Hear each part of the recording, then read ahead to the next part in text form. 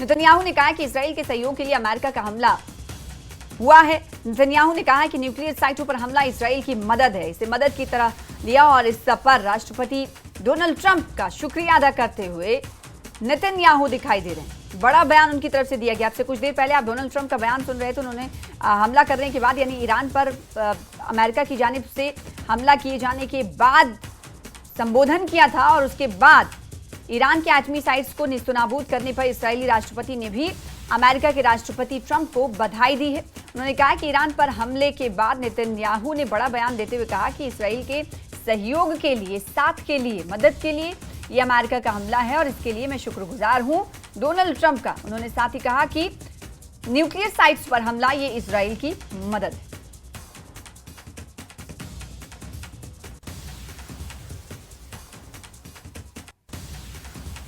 Congratulations, President Trump. Your bold decision to target Iran's nuclear facilities with the awesome and righteous might of the United States will change history. In Operation Rising Lion, Israel has done truly amazing things. But in tonight's action against Iran's nuclear facilities, America has been truly unsurpassed. It has done what no other country on earth could do. History will record that President Trump acted to deny the world's most dangerous regime the world's most dangerous weapons.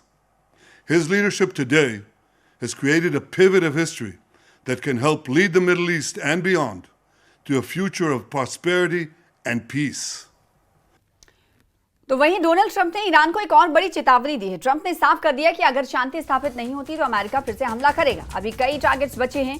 Trump का कहना है कि America दूसरे target को निशाना बनाएगा। Trump ने इस अटैक को लेकर अमेरिकी सेना की भी तारीफ की। तो अमेरिका की तरफ से जो परमाणु साइट्स थे उसे निशाना बनाए जाने के बाद एक और चेतावनी ईरान को दी गई है। एक और चेतावनी देते हुए ईरान को अमेरिका की तरफ से कहा गया है कि दूसरे टारगेट को निशाना बनाएगा। ट्रंप ने इस अटैक को लेकर अमेरिका सेना की तारीफ भी की।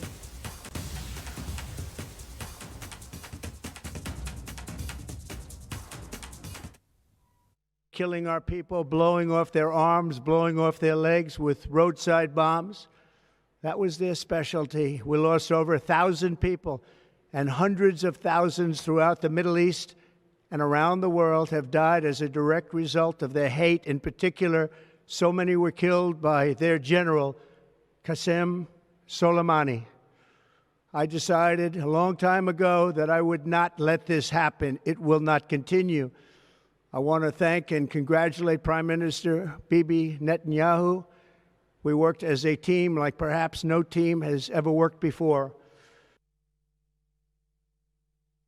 की चेतावनी दी गई है और अब से कुछ देर पहले राष्ट्रपति डोनाल्ड ट्रंप को सुन रहे थे। उन्होंने कहा कि इजराइल के साथ अमेरिका एक टीम वर्क के तौर पर काम कर रहा है और इस तरह से काम इससे पहले नहीं हुआ। डोनाल्ड ट्रंप के कहते हुए दिखाई दिए कि दुनिया में इस तरह से टीम वर्क नहीं देखने को पहले कभी मिला है और हम साथ आए हैं तो दुश्मन को बख्शेंगे नहीं। इस तरह की बातें उनकी तरफ से कही गई और साथ ही साथ चेतावनी दी गई कि अगर ईरान हम पर हमला करता है यानी अमेरिका पर पलटवार करता है तो इसके नतीजे बहुत सख्त होंगे, बहुत गंभीर होंगे, जिसका ईरान कभी उसने सोचा भी नहीं होगा। ये चेतावनी देते हुए डोनाल्ड ट्रंप देते हुए नजर आए। इजराइल और ईरान की जंग में अब वो घटना घट गई है जिस पर पूरी दुनिया की निगाहें थी।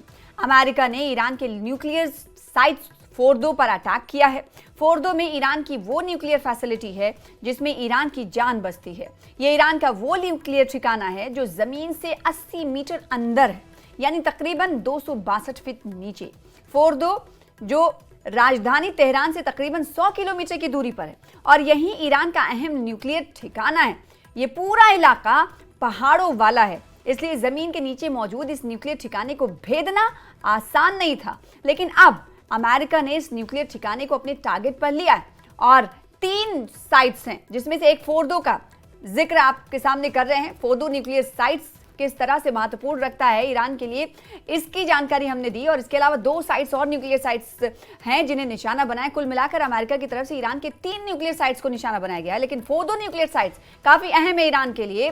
कितना अहम है ये ग्राफिक्स के जरिए आपको बता रहे हैं। ये पूरा इलाका पहाड़ी वाला है।